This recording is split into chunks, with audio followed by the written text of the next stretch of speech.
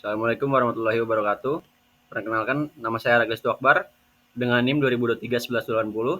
Di sini saya akan mempresentasikan tugas sistem kontrol adaptif, di mana penerapan sistem kontrol adaptif pada mobil kendali otomatis.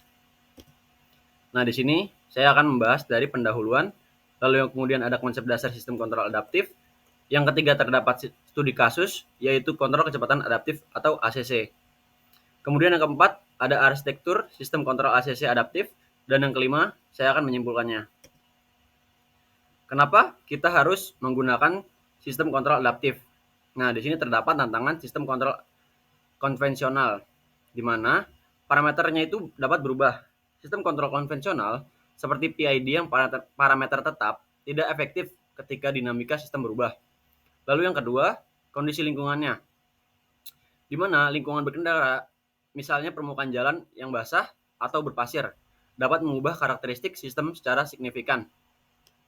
Kemudian, variasi kendaraan itu sendiri, di mana bobot atau muatan kendaraan yang berbeda atau tekanan ban yang tidak ideal dapat mempengaruhi respon dari sistem. Lalu untuk solusinya sendiri, sistem kontrol adaptif adalah solusi yang tepat karena kemampuannya untuk menyesuaikan parameter kontrol secara real time berdasarkan perubahan dinamika kendaraan dan lingkungan. Nah, pengertian dari kontrol adaptif itu sendiri adalah sistem kontrol adaptif secara otomatis menyesuaikan parameter kontrolnya untuk mengkompensasi perubahan dalam dinamika sistem. Nah, tujuannya itu untuk mempertahankan performa kontrol yang stabil dan optimal meskipun terjadi ketidakpastian dalam model sistemnya.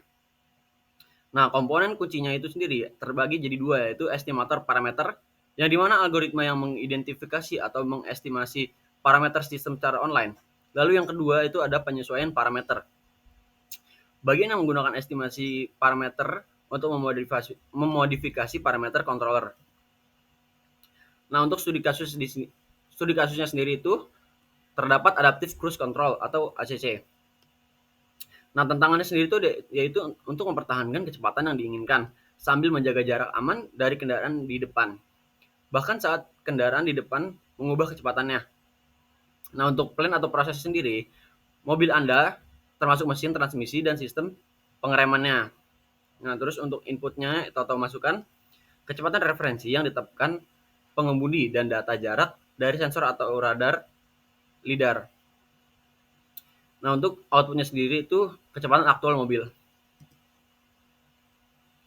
Nah, untuk model arsitektur kontrol ACC ini, tujuan kontrolnya itu untuk mengatur kecepatan mobil secara otomatis untuk mengikuti kecepatan yang diinginkan atau mempertahankan jarak aman dari kendaraan lain. Lalu sistem kontrol ini menggunakan sistem kontrol adaptif yang menyesuaikan respon throttle dan rem berdasarkan data sensor real time.